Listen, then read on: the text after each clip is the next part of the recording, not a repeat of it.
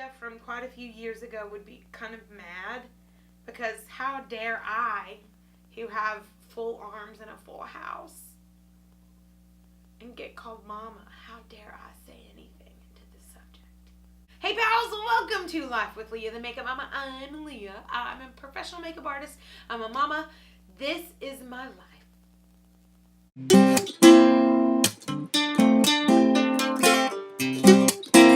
Welcome to another Soulful Storytime Sunday. It has been a minute. Why has it been a minute, you ask? Well, go back and watch our last few, soulful anything, storytime anything videos. They're heavy, man. Heavy. And I'm not going to lie to you and tell you that today is not also heavy, because today is heavy.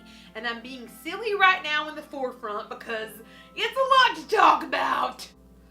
Anytime that I have to talk about something hard, and I mean, let's be honest, what's the have to here? The have to is that I want to do this. I'm doing this. I'm putting myself out there continually.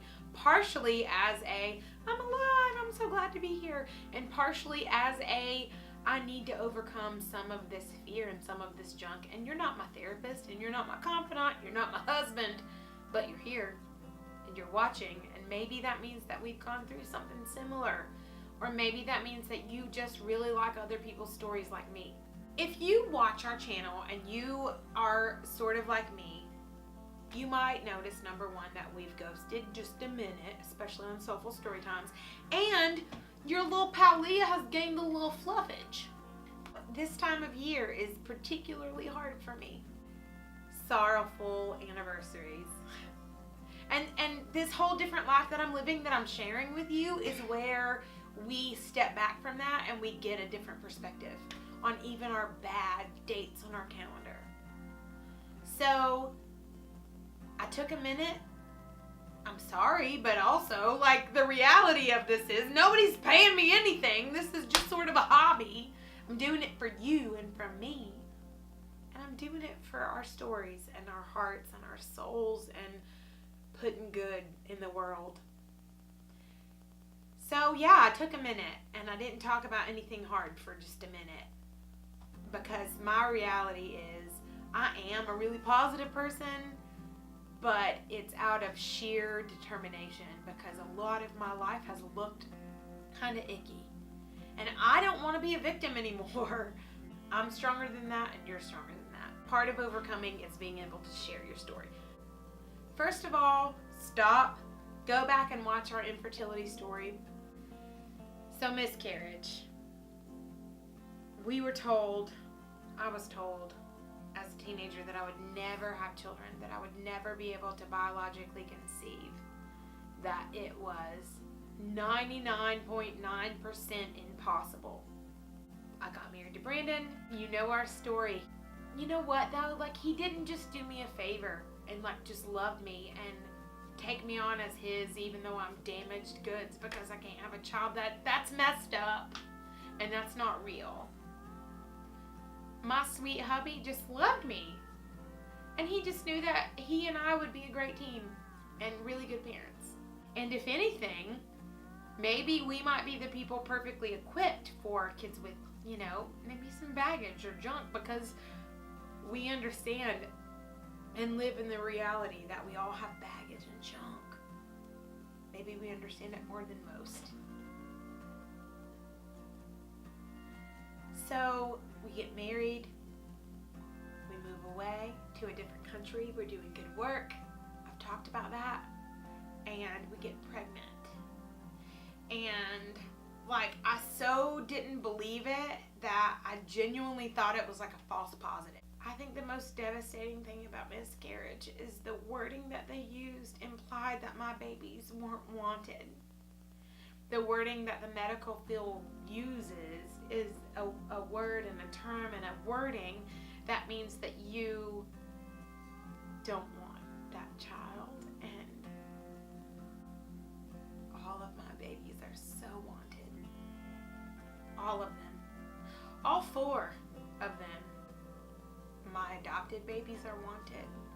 My miscarried babies are wanted. I'm struggling with how deep and intense to go here. I'm struggling with what to say, and it's been a minute, and big parts of my heart have healed in this area. But I'm wearing a shirt today that says girls support girls. I'm the most awkward little friend that you have on the internet, right? And P.S. I am your friend on the internet. Like, that's what's happening. We're about to be besties, whether you like it or not. I'm making it light again because it's hard and this hurts and I don't know what to say. This took up so much of my heart and so much of my pain and so much of my story for so long that now it's like revisiting is revisiting a toxic friend. We had a miscarriage. Our first child and our second child were miscarried.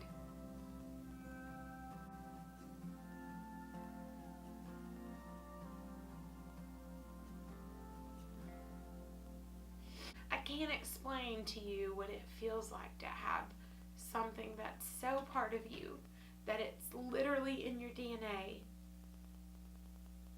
just gone from your body and gone from your dreams and gone from your life.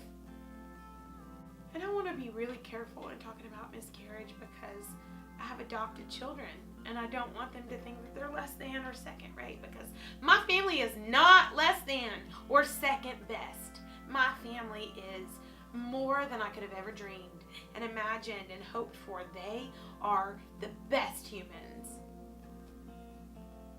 But miscarriage is part of my story. It's part of our story. It's part of even being so grateful for my babies. You better believe that every single butt wipe, every single bath time, every single snotty nose, I am ridiculously grateful for. Because not only was I told by doctors that it wouldn't happen, but then I lost babies. So I really thought it just wouldn't happen. I just thought I'm messed up and it's not meant for me. But that's not true. We both knew that our purpose and our life and everything was to raise these amazing little humans. To be a family, to provide some stability, love, peace, positivity, good self-esteem, nurturing, support, all of those things. Like, we knew that that's what we were destined for and meant for more than anything else. Our main goal and our main purpose is to be mama and daddy, period. So to be told and to even come into a marriage knowing that that wouldn't happen, and then for it to happen, and then for it to be taken away.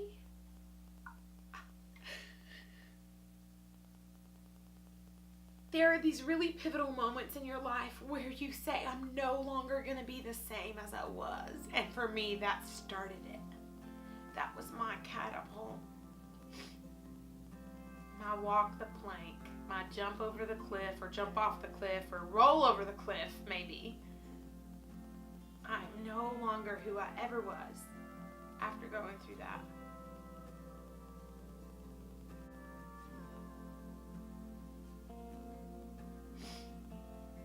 Miscarriage is also the big, dark secret that a lot of women carry that we don't talk about, that we hide in the dark.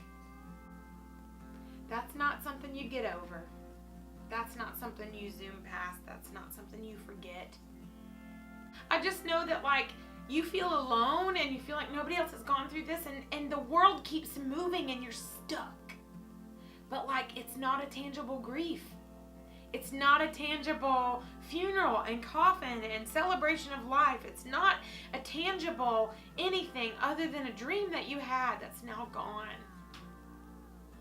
And I'm really sorry for you. I'm really sorry for me. And I have a hope, and my hope is the face that I see in my babies every day. But also there's a bigger hope. There's a bigger hope that, like, there's a purpose to all of this madness and chaos, and that there's something beyond us. And maybe the bigger hope is that I get to a point where I can share and say, hey, we're going to be okay. My Cash, I've talked about him, would be 8 this year.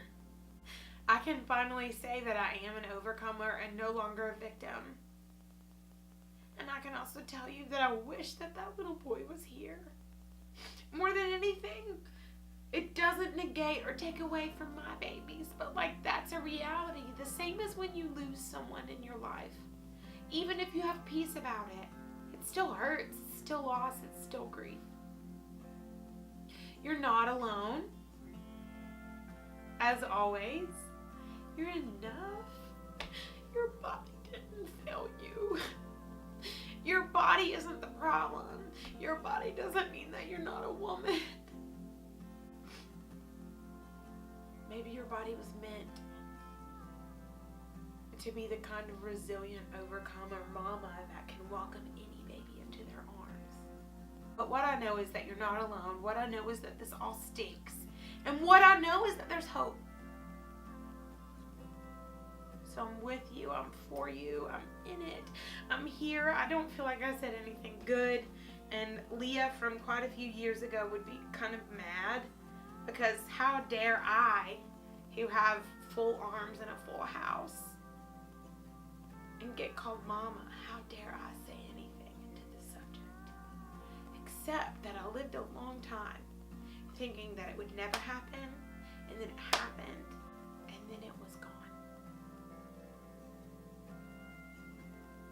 Thank you for watching. Do all the things.